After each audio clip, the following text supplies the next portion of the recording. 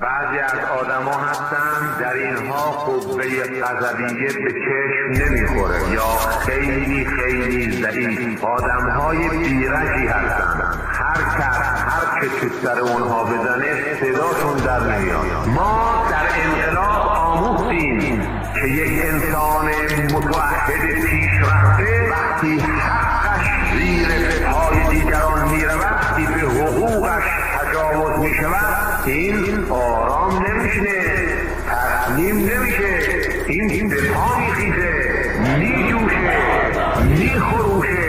اگر انسان در راه دفاع از حقوقش غضبناک و خشمگین شود، باز هم کماله.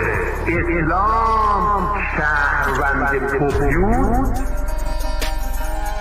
نمیخواد.